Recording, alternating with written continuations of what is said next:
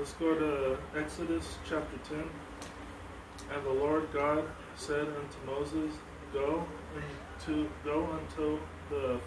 Pharaoh, for I have hardened his heart and the heart of his servants, that I might shew these signs before him, and that thou mayest tell in the ears of thy son and of thy son's son what things I have wrought in Egypt, and my signs which I have done among them, that ye may know how that I am the Lord.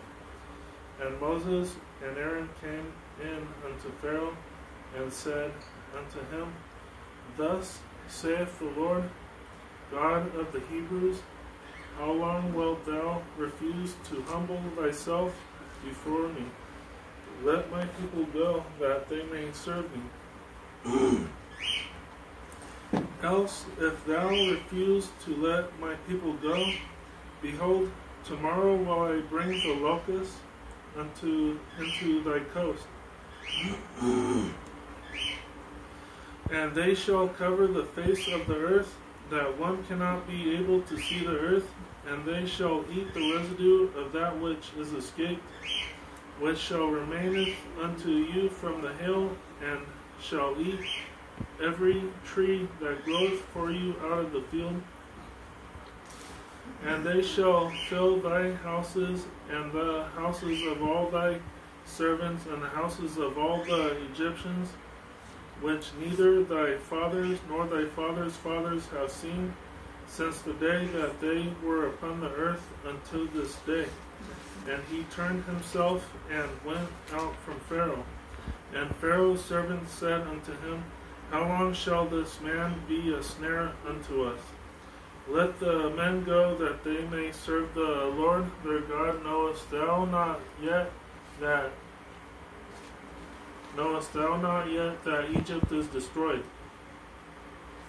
And Moses and Aaron were brought again unto Pharaoh, and he said unto them, Go serve the Lord your God, but who are they that shall go? And Moses said, We will go with our young and with our old, with our sons and with our daughters, with our flocks and with our herds will we go, for we must hold a feast unto the Lord.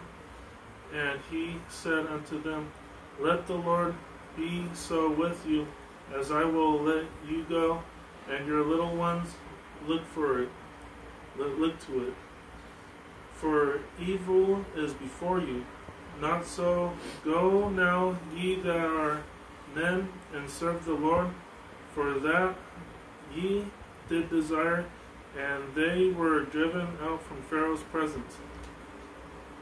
And the Lord said unto Moses, Stretch out thine hand over the land of Egypt for the locusts, that they may come up upon the land of Egypt, and eat every herb of the land, even all that the hail hath left. And Moses stretched forth his rod over the land of Egypt, and the Lord brought an east wind upon the land all that day and all that night. And when it was morning, the east wind brought the locusts. And the locusts went up over all the land of Egypt, and rested in all the coasts of Egypt. Very grievous were they. Before them there were no such locusts as they, neither after them shall be such. For they covered the face of the whole earth, so that the land was darkened, and they did eat every herb of the land, and all the fruit of the trees which the hail had left, and there remained not any green thing in the trees, or in the herbs of the field, through all the land of Egypt. Then Pharaoh called for Moses and Aaron in haste, and he said, I have sinned against the Lord your God and against you. Now therefore forgive, I pray thee, my sin only this once, and entreat the Lord your God that he may take away from me this death only. And he went out from Pharaoh and entreated the Lord, and the Lord turned a mighty strong west wind, which took away the locusts and cast them into the Red Sea. There remained not one locust in all the coasts of Egypt. But the Lord hardened Pharaoh's heart, so that he would not let the children of Israel go. And the Lord said unto Moses, Stretch out thine hand toward heaven, that there may be darkness over the land of Egypt, even darkness which may be felt. And Moses stretched forth his hand toward heaven, and there was a thick darkness in all the land of Egypt 3 days. They saw not one another, neither rose any from his place for 3 days, but all the children of Israel had light in their dwellings. And Pharaoh called unto Moses and said, Go ye, serve the Lord, only let your flocks and your herds be stayed. Let your little ones also go with you. And Moses said, Thou must give us also sacrifices and burnt offerings, that we may sacrifice unto the Lord our God. Our cattle also shall go with us.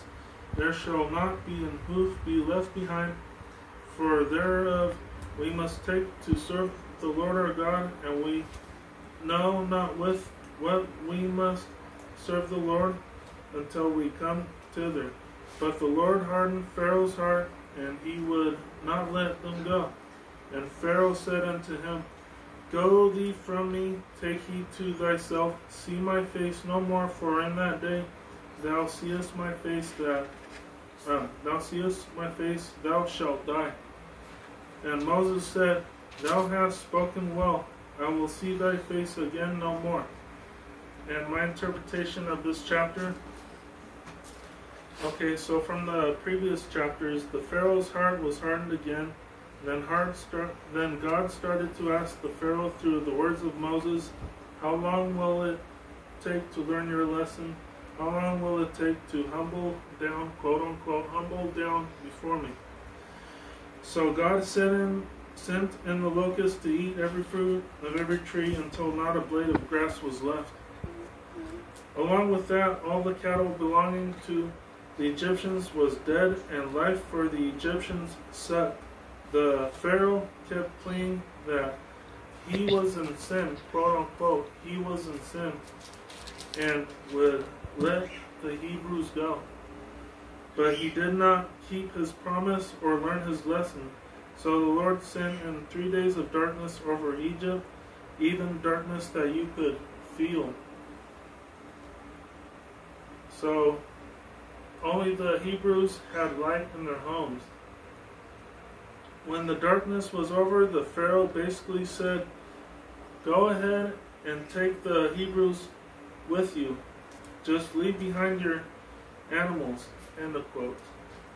Then Moses said that he won't share any of his cattle, perhaps so that the Pharaoh could learn his lesson. Then the Pharaoh basically threatened him and basically said, If you ever see my face again, you will die. Thank you so much. Have a great night.